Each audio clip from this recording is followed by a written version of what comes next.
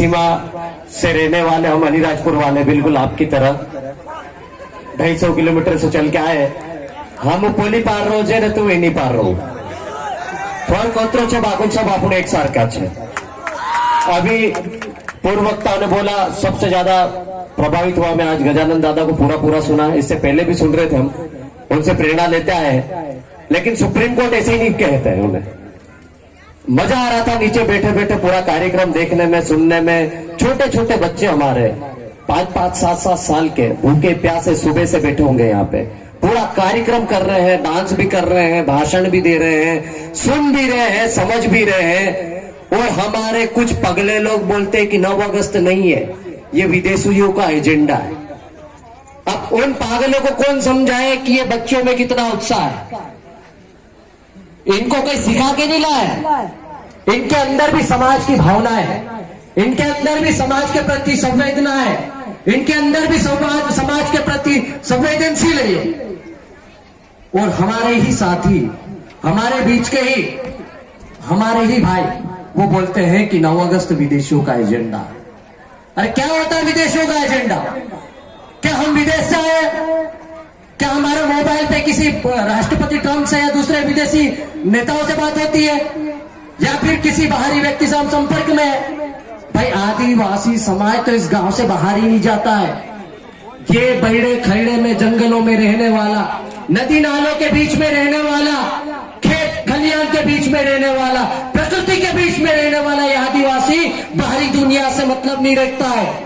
ये सिर्फ समाज के बीच में रहना पसंद करता है, यही पे धरती को पूछता है, यही के पहाड़ों को पूछता है, यही की प्रकृति को पूछता है, यही जल जंगल जमीन को पूछता है, जिसको आप पर्यावरण बोलते हो और जिसको आप बचाने की बात करते हो।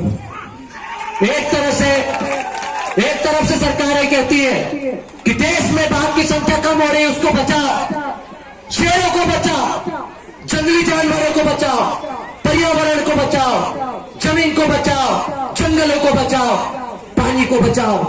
ये सब सरकारें बोलती है, लेकिन इन सबको बचाने वाला जो आदिवासी है उसको बचाने की बात नहीं करती है। क्या कारण है भाई? कौन सी वजह है? आदिवासियों के नाम पर आपको इतनी नफरत क्यों है? जैसे घर में सबका डाला रहता है, जैसा हम गजानन दादा की बात सुनते हैं, विक्रम दादा ने भी बता दिया है कि सभी देशों की एक पंचायत होती है जिसका बाप है यूएनओ। मतलब घर में जिस तरह से हमारा बाप होता है जिसकी बात सुननी पड़ती है, वैसे सब देशों का बाप है यूएनओ। जब तुम्हारा बाप बोल रहा है कि आदिवासी इस देश का मालिक है, उसकी संस्कृति, सभ्यता, परंपरा, उसके संवैधानिक हक अधिकार को बचाने के लिए आपको 9 अगस्त दिया जाता है और 9 अगस्त को आपको मनाना है।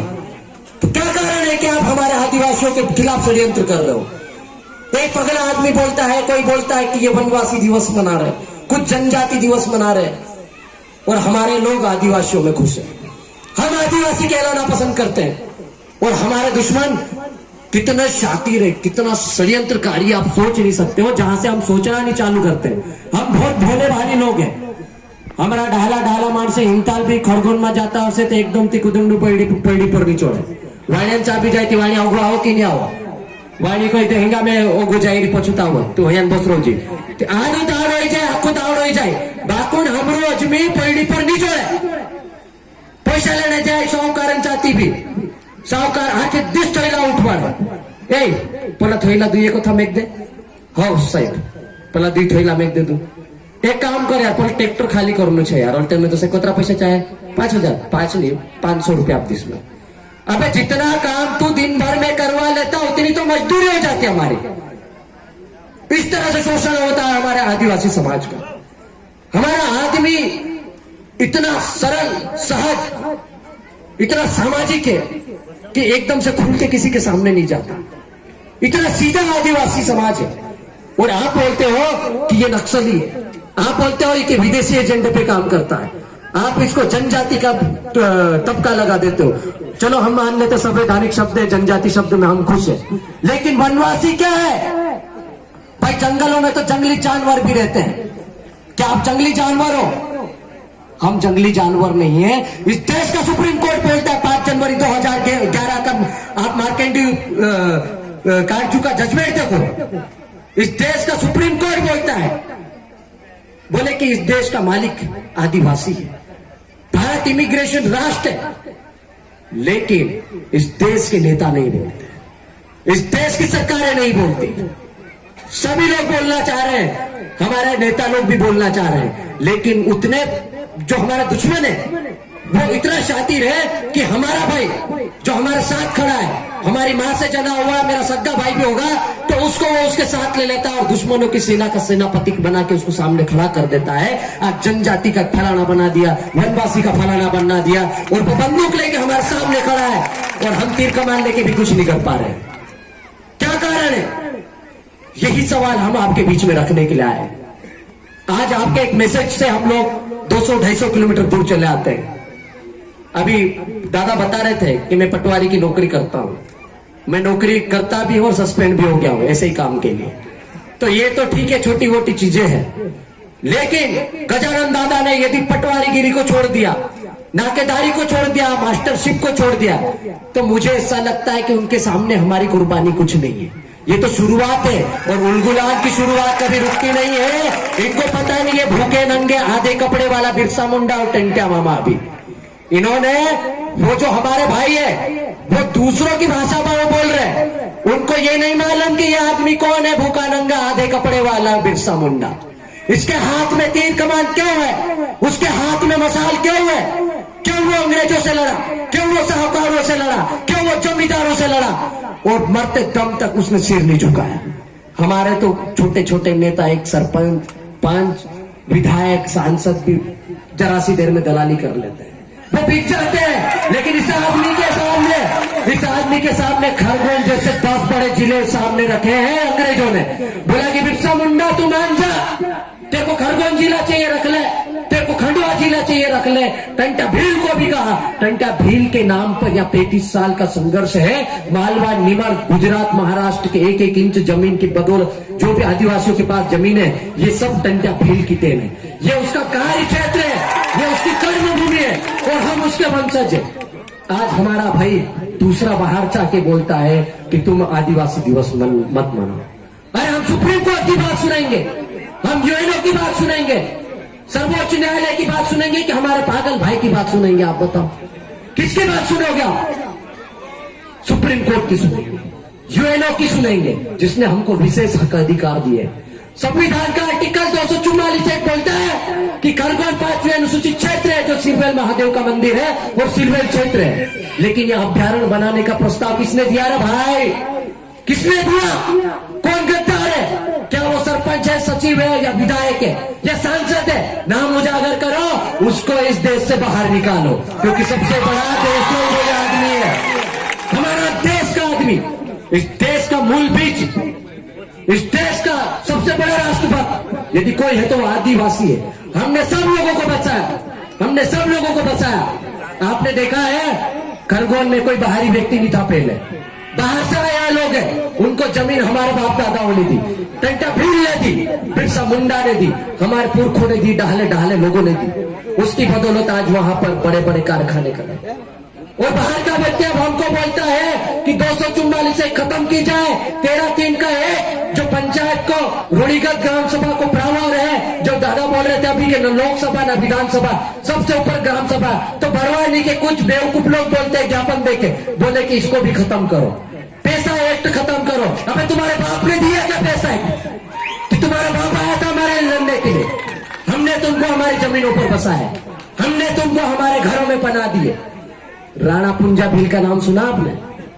महाराणा प्रताप की 70% लड़ाई लड़ने वाला राणा पुंजा भील है। आदिवासी था वो, हल्दी घाटी का युद्ध जिताने वाला आदिवासी राणा पुंजा भील था।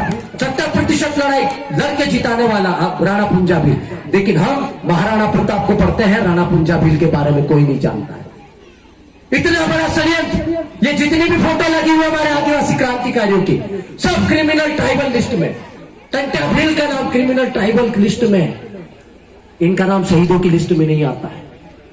ये ढोंग करते हैं जो लोग, नाटक करते हैं जो लोग, इनकी जयंतियां मनाने के लिए अभी तैयार हुए ना, ये सब इनके आंदोलन की बदौलत है। ये जो जितने लोग बैठे ना, ये सब एक आंदोलनकारी है। यहाँ का बच्चा, बड़ा, बुजुर्ग, जितने भी लोग यहाँ बैठे, ये सब आंदोलनकारी है, सच्चे लीडर है, सच्चे नेता है, और इनके कंधों पर अब समाज की जिम्मेदारी आ गई है।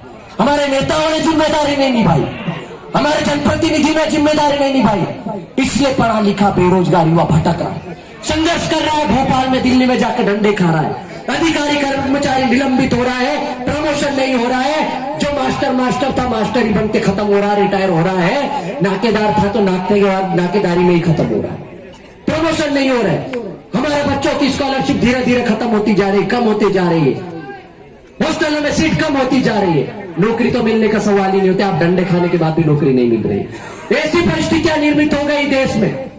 किसान, इस देश का किसान 9 महीने से दिल्ली में आंदोलन कर रहा है, हर वर्ग आंदोलन कर रहा है, हर व्यक्ति आंदोलन कर रहा है और अपने जीने के लिए संघर्ष कर रहा है, और सबसे ज्यादा संघर्ष कर रहा है आदिवासी। विक्रम दादा बोल रहे थे 65% जमीन थी, आप बताओ आदिवासी हिंदू बन गया होगा, मुसलमान बन गया होगा, क्रिश्चियन बन गया होगा, सिख ईसाई जो भी बनना बन गया, क्या जमीन बनी उसकी हिंदू मुसलमान सिख ईसाई? यदि जमीन नहीं बनी तो कहां गए आदिवासियों की 65% जमीन? ये सवाल आपके सामने पड़ा खड़ा है। सवाल करो आप अपने जनप्रतिनिधियों से, अपने नेताओं से। तालियां बजाने से कुछ नहीं होता। हमारे विधायक साहब काफी गरीब है, अभी बैठे थे, मेरे को लगा उनको देख के काफी गरीब विधायक, आदिवासी है ना, 500 रुपए निकाल के दे रहे थे हमारे बच्चों के लिए। 500 रुपए क्या होता भैया? 500 रुपए में ये रिश्तान भी नहीं जा पाएंगे। आप दूसरे समाज के कार्यक्रम में जाते हो तो 5-5 हजार रुपए देते हो, टेंट का खर्चा देते हो, खाने का खर्चा देते हो। आपको 500-5 हजार नहीं, यहाँ पर इस कार्यक्रम के लिए विधायक निधि देने की जरूरत है। 5 लाख नहीं 50 लाख रुपए रखने की जरूरत थी आज आपको यहाँ पर। यदि आप समाज के सच्चे बेटा हो तो अभी वापस आओ जहां भी गए हो। हम भी आए 250 किलोमीटर से, हम भी 2 घंटे से बैठे हैं भूखे प्यासे, ये छोटे छोटे बच्चे बैठे हैं भूखे प्यासे। आप कैसे चले गए उठ के यहाँ से? ये सवाल आपको भी करना पड़ेगा। हम उनकी बुराई नहीं कर रहे हैं, ये सही सवाल है, यही सवाल आपको सबके सामने रखना है। अभी हमारी बहन भी बोल रही थी कोई मसीहा उनके पिताजी रहे होंगे, अच्छा चलो उनके लिए हम सम्मान करते हैं, लेकिन हमारे समाज में समाज दिशा तय करता है, समाज तय करता है कि समाज का नेता कौन है, समाज का मसीहा कौन है, समाज के लिए कौन संघर्ष कर रहा है और किसको उस मंच पे सम्मान देना है, ये समाज तय करेगा, कोई व्यक्ति तय नहीं करेगा। और ये आंदोलन के रास्ते ये सारी चीजें चलती है। हम खुद के लिए तालियां बजवाने के लिए नहीं आए हैं 200 किलोमीटर से, हम हमारी संस्कृति सभ्यता परंपरा को बचाने की बात कर रहे हैं। और ये बैठने वाली ये जो दरी पे बैठी ना, ये इस आदिवासी समाज की अंतिम पीढ़ी है। मैं आपको बता दूं, ये अंतिम पीढ़ी है जो संघर्ष कर रही है अपने स्वाभिमान के लिए, अपने अस्तित्व के लिए। नहीं तो ये बैठे खैडे सब बेच खाई जा से सरकार ऊपर हेलीकॉप्टर उड़ाड़ी जाए, काई को चार देख ले, सब सर्वे कर ले ऊपर हमको भी नहीं मालूम पड़ा नहीं, एकदम तिरवाते ऑर्डर कर दे, अभ्यारण्य घोषित कर दिया। हमको तो आज पता चला, अबे तुम्हारे बाप की जमीन है, अभ्यारण्य बनाने आगे तुम, हम नहीं देंगे इस क्षेत्र के 1-1 इंच की जमीन, टंटा भील की देन है। और टंटा भील का इतिहास पढ़ो, तुमको यहाँ घुसने की हिम्मत नहीं होगी। आज भी पाताल पानी में ट्रेन 2 मिनट के लिए रुक के उनको सलामी देती है। यहाँ पर बैठे लोगों को टंटा मामा बनने की जरूरत नहीं पड़ना चाहिए अभी, और ये बन गए तो समझ लेना कैसा माहौल होने वाला है। फिर एक व्यक्ति 35 साल का संघर्ष भी कर सकता है, 50 साल तक लड़ भी सकता है। तो हम अभी लड़ने की बात नहीं कर रहे हैं, लेकिन कलम की लड़ाई जरूर लड़ेंगे। हम संवैधानिक लड़ाई की बात करते हैं, संवैधानिक हक अधिकारों की बात करते हैं। और ये सारी चीजें हमको, ये जो नीली ड्रेस में दिख रहा है ना बाबा चश्मे वाला, जिसको हम डॉक्टर भीमराव अम्बेडकर बोलते हैं, उन्होंने लिखा है। तो जब तक लिखा हुआ चल रहा है, लिखे हुए के ऊपर विश्वास करो और पढ़े लिखे लड़कों को आगे बढ़ाओ, उनको आगे करके उनके हिसाब से आंदोलन को आगे बढ़ाओ, सबका सहयोग करो, सबको साथ में लो। हमारे ही कुछ नेता इधर जा रहे हैं, हमारे ही कुछ भाई बहन थोड़ी सी गलत फहमी की वजह से इधर उधर जा रहे हैं, वो भी आएंगे सब वापस, सबको आना पड़ेगा। मोर जाए कि हमरो शमशान घाट पर लावना पड़े, हमरत मोरा क्या मकाम आवे, दूसरा मोरा क्या नहीं बताने दे। ये का मालूम पड़ता से इतना दाड़ा रुक जाओ, इतना दाड़ा रुक जाओ, कोरोना में सब मालूम पड़ गई लो, ऑक्सीजन नहीं जोड़ते नहीं, पीछे दौड़ी हमरा बैठे खड़ा होते ना। इनकी ऑक्सीजन 2000, 5000, 20,000, 1 लाख रुपए में एक इनकी ऑक्सीजन है, और आदिवासियों की ऑक्सीजन फ्री है। ले जाओ तुम, यहाँ बैठे खड़े में पड़े रहो, ले जाओ तुम जितनी चाहे ले जाओ, बापरे तुम। और इसीलिए वो बाहर से आ रहे हैं। सरकारों को भी रामदेव ने, बाबा देव ने, कामदेव से न कहीं फुर्सत नहीं है। उनको इतना सम्मान देती है, 1000 एकड़ जमीन देती है, उनके लिए बहुत सारी जमीन। मैं आपसे एक सवाल पूछना चाहता हूं जाते जाते 2 मिनट में, यदि ट्राइबल क्षेत्र 5वीं अनुसूचित क्षेत्र खरगोन है, तो मैं आपसे सवाल करना चाहता हूं, क्या खरगोन में आदिवासी समाज का भवन है? अरे है क्या? क्यों नहीं है? जब 244 एक लागू होती है, 13(3) का 1 लागू होती है, ना लोकसभा ना विधानसभा, सबसे ऊंची ग्राम सभा, तो खरगोन के जितने भी गांव हैं सब लोग प्रस्ताव पारित करो 13(3) के अंतर्गत, ठोक डालो कोर्ट में, वहां से लो जमीन, 1 एकड़ नहीं 2 एकड़ नहीं, आधा खरगोन ले लेंगे हम, वहां पे सार्वजनिक यूनिवर्सिटी बनाएंगे, टंटा भील के नाम पर यूनिवर्सिटी बनेगी, टंटा भील के नाम पर अस्पताल बनेगा, पुराना पुंजा भील के नाम पर स्कूलें बनेंगे, भांजा नायक के नाम पर अस्पताल बनेंगे, रोड बनेंगे, ये सारी स्कीम हमारे ग्राम सभा से निकलनी चाहिए। लेकिन हमको जानकारी नहीं है, हमको संवैधानिक हक अधिकारों की जानकारी नहीं है। क्यों नहीं है? हमको बताया नहीं गया, हमको पढ़ाया क्या जाता है?